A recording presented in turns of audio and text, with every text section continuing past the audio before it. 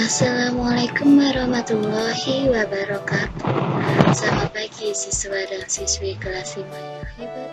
Pada kesempatan pagi hari ini, Bu Anti akan melanjutkan pembahasan materi tema, yaitu tema 5, subtema 1. Silahkan anak-anak untuk mempersiapkan alat tulisnya dan menyimak penjelasan dengan baik. Ya, anak-anak, untuk materi bahasa Indonesia kita sudah mempelajari tentang pikiran pokok. Kemudian apakah yang dimaksud dengan pikiran pokok? Yaitu merupakan gagasan atau ide utama dalam sebuah teks atau paragraf. Pikiran pokok suatu paragraf terletak pada kalimat utama, bisa terletak di awal, di akhir, atau di awal dan akhir. Kemudian ada yang kedua, informasi penting dalam teks non-fiksi, yaitu dapat kita ketahui setelah kita membaca keseluruhan isi teks. Selanjutnya kita dapat menggali informasi dari teks tersebut dengan pertanyaan apa, siapa, di mana, mengapa, kapan, dan bagaimana.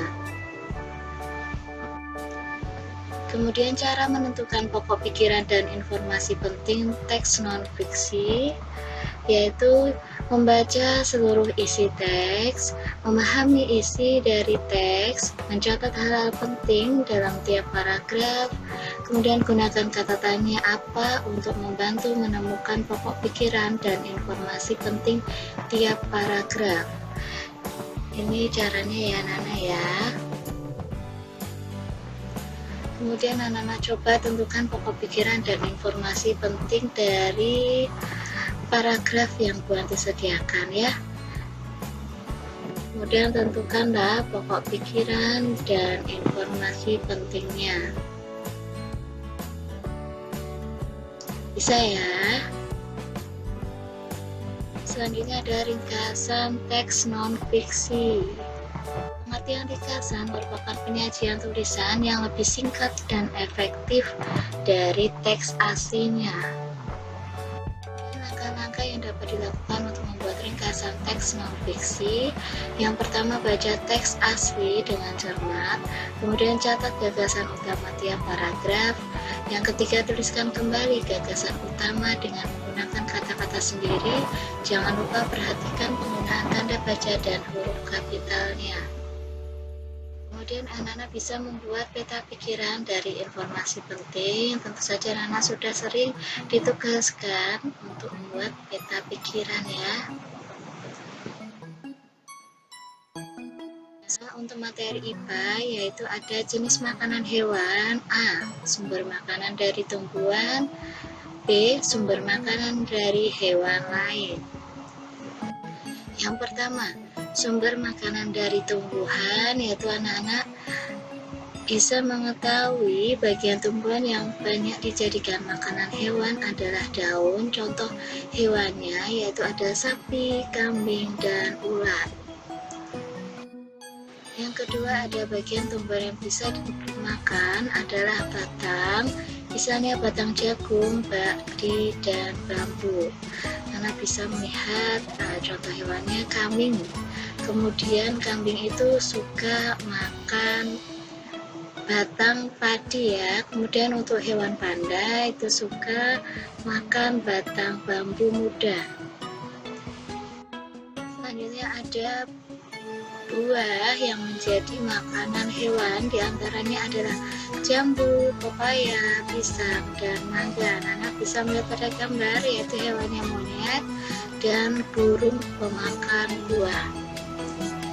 Kemudian ada biji-bijian yang banyak menjadi makanan hewan, diantaranya jagung, padi, kacang-kacangan. Selanjutnya ada umbi. Umbi merupakan tempat menyimpan cadangan makanan pada tumbuhan.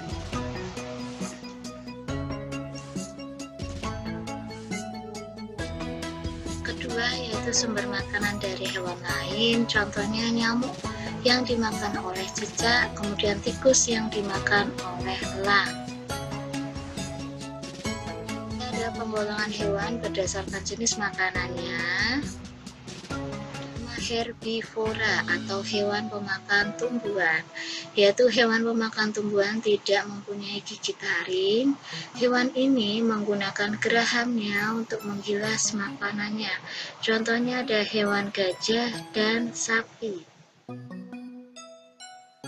Anak-anak, contoh lain hewan herbivora bisa anak lihat pada gambar ya.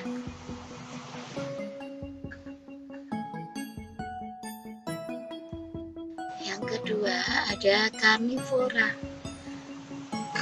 atau hewan yang sumber makanannya daging hewan lain, yaitu hewan jenis ini memiliki gigi taring dan gigi seri tajam serta kuku yang tajam.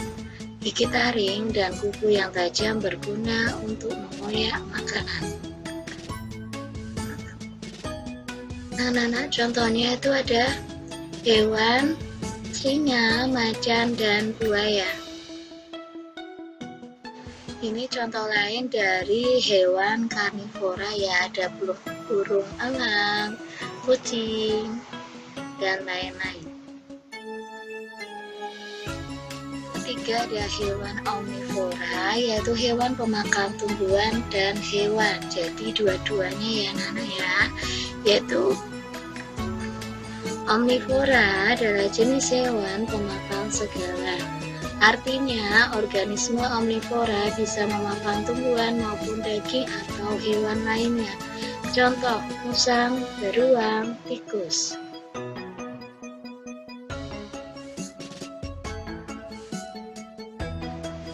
Ya, selanjutnya ada daur hidup hewan. Apa itu daur hidup? Masih ingat? Ya, tahapan pertumbuhan hewan dari kecil sampai dewasa atau hewan yang mengalami perubahan bentuk tubuh dalam daur hidupnya dikatakan mengalami metamorfosis. Kemudian bentuk hewan muda Nana disebut dengan nimfa, sedangkan bentuk hewan dewasa disebut imago. Yang pertama, daur hidup dengan metamorfosis dibagi menjadi dua. A. Metamorfosis sempurna, yaitu mengalami tahap pupa atau kepompong. Contohnya, kupu-kupu, nyamuk, semut, dan lebah. Kita lihat daur hidupnya ya. Ya, ini dia Nana untuk metamorfosis kupu-kupu. Yang pertama ada telur, ulat, kepompong, kupu-kupu muda, dan kupu-kupu dewasa. Ingat, jika melalui tahap pupa atau kepompong, termasuk metamorfosis sempurna. Kemudian untuk metamorfosis nyamuk, yaitu telur, larva, pupa, imago, atau nyamuk dewasa. B. Metamorfosis tidak sempurna adalah perubahan bentuk hewan tapi tidak memasuki fase kepompong atau pupa. Jadi fase dimulai dari telur, nimfa, dan dewasa. Misalnya anak-anak, pada siklus daur hidup hewan kecoa yaitu telur, nimfa, imago, dan belalang juga sama ya, telur, nimfa, belalang dewasa.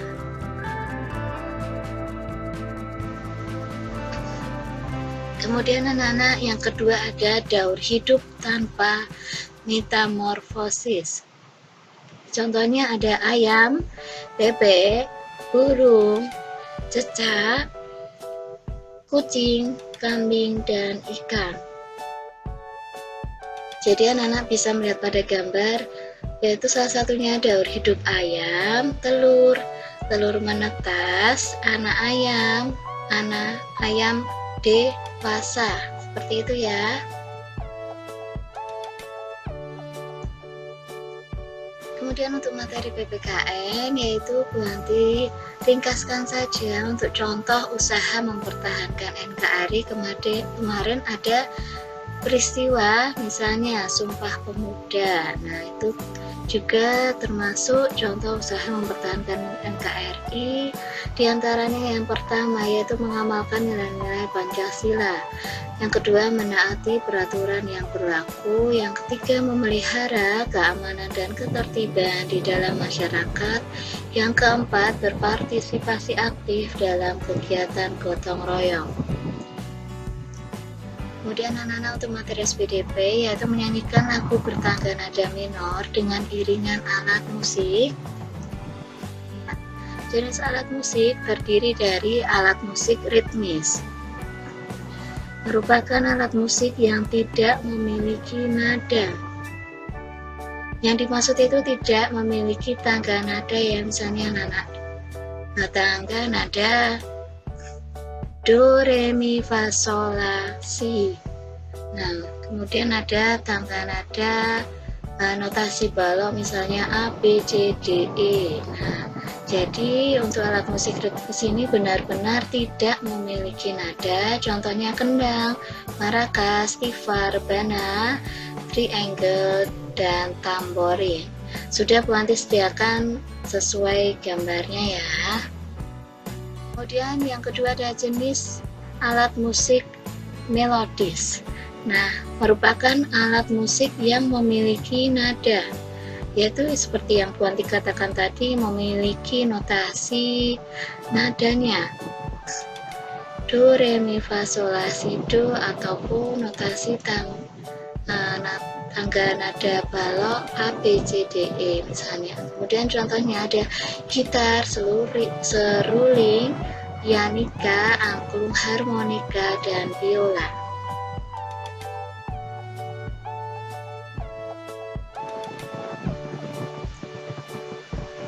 Nah, anak-anak kita sudah sampai di penghujung materi. Terima kasih sudah belajar bersama dengan Bu Anti. Untuk pembahasan tema 5 subtema 1 bisa dipelajari kembali ya. Anak-anak jangan lupa untuk like video pembelajaran ini, dan anak-anak yang belum subscribe silakan untuk subscribe. Kemudian anak-anak bisa share ke teman-teman kalian tentunya yang berada di kelas 5 agar bisa belajar bersama. Terima kasih, sampai jumpa lagi di video pembelajaran selanjutnya. Wassalamualaikum warahmatullahi wabarakatuh.